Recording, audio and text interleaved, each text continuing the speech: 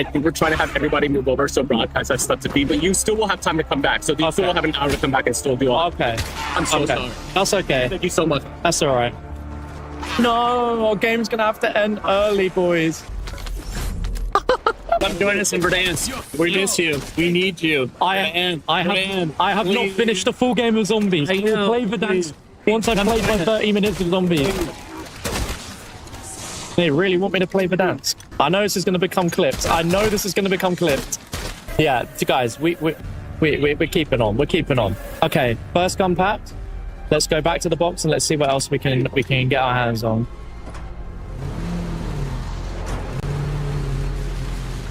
What's that? No? Alright, so we are gonna have to exfil. Apparently Treyarch is saying that yeah, you need to. But I am literally gonna get to the end of the round now and exfil.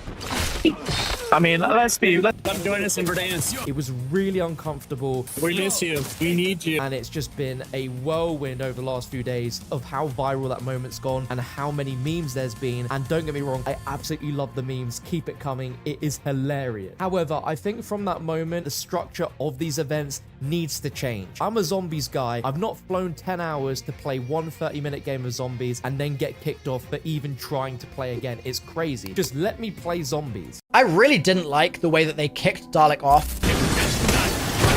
Yeah. Still got some fight. Die. Okay. Now. Okay.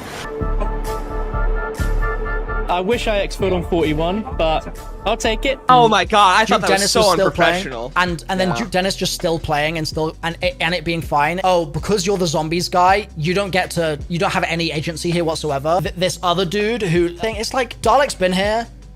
Big change for CodNext, because it actually does show how out of touch Call of Duty Activision is with content creation. And again, this is a big problem because this was one of the few times you can actually play CodNext Call of Duty where streamers can, bring it home, talk about it, travel across the world to go to this exclusive event where your little point is to try to find as much content as you can in 3 hours and potentially, make some videos about it, because you're going to have a ton of footage about streaming and you can, make everything of that.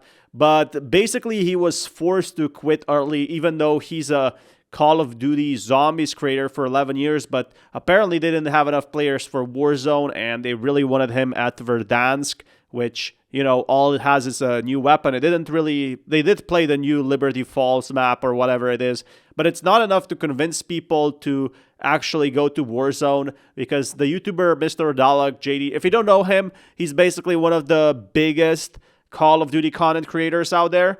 And it's a big problem, in my opinion, to see that, even a billion-dollar company is going to be like, hey, wow, you're a Call of Duty content creator. I'm not even sure if they knew that he was into zombies that much, and the only reason he came to the event is to bake zombie content. And I'm pretty sure Mr. Rolf Waffles, the guy you see in the third clip, he didn't even want to come to the event because he knows something like this was happening. Perhaps it was happening in a previous CodNext event. So it's fair to say a lot of people were pretty frustrated with how this event turned out, because this is the literal event like we will have before the launch of Call of Duty, which is November 14th. So this is going to be a piece of history and people are going to clip it. Not because to make fun of him, but because he felt obviously very cringe and uncomfortable at that point. So I'm just hoping this is a wake-up call for the Black Ops 7 marketing team, because obviously they made some changes if they're suddenly making Black Ops 6 free for everyone for an entire week. Not for like 2 days, for an entire week before the game launches, especially on the Haunting.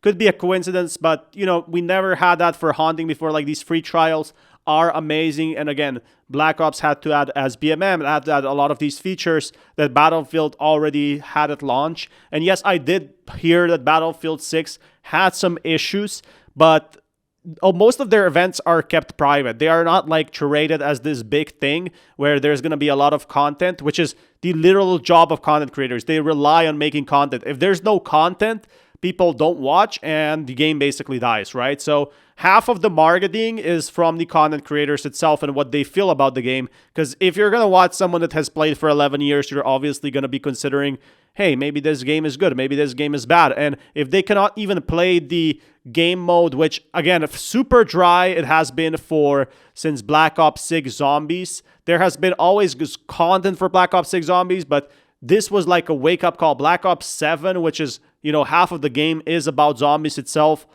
They couldn't do anything about it. And now we got a farm in open beta, which the farm, yeah, it's cool, but it's not anything special per se to what was there at COD Next event at that point, right?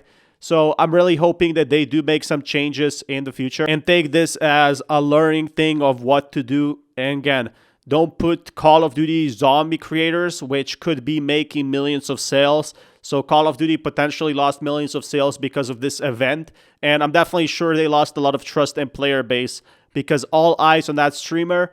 He didn't want to play Warzone. And, he's not really good at Warzone. So he didn't want to try out the new weapons. He never played Warzone for 5 years. So why should he care about that? And again, it just shows that the people organizing the event, they could have kept a separate section for zombie YouTubers, and they're not realizing how important these types of events are.